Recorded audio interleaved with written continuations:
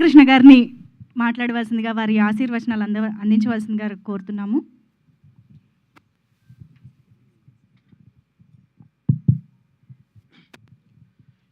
ఈ కార్యక్రమానికి విచ్చేసినటువంటి పాత్రికేయులకు, ఎలక్ట్రానిక్ మీడియా వాళ్ళకి, అతిథులకు, ముఖ్యంగా మా నందమూరి ఆడపడుచులకు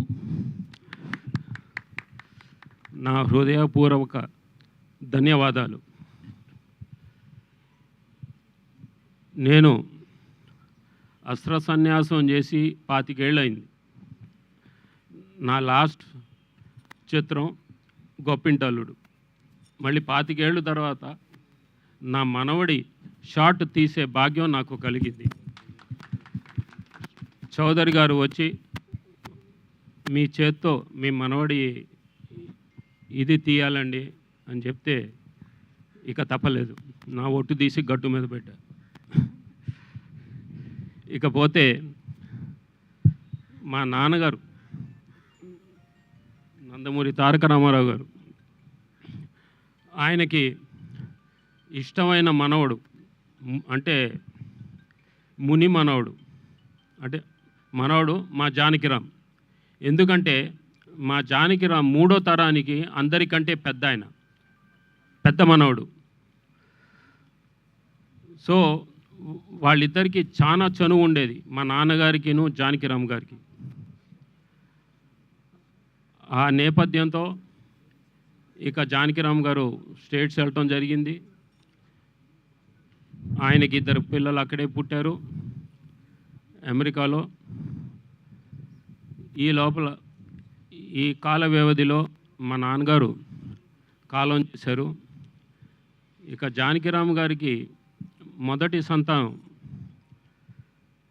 మా రామ్, అంటే ముద్దుగా పిలుచుకునే పేరు అది రామ్. సో అక్కడ విధి విధానాలు మీకు తెలుసు. పుట్టబోయే బిడ్డలకి ముందే పేర్లు పెట్టాలి, అక్కడ ముందే రిజిస్టర్ చేయాలి. అది మగబిడ్డకైనా ఆడబిడ్డకైనా ముందే పేరు పెట్టాలి.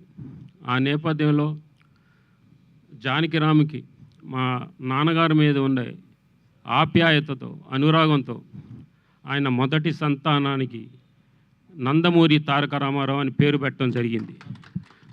అది పుట్టుకతో వచ్చిన పేరు ఆయనకి, అది మీ అందరికీ తెలియజేస్తున్నాను.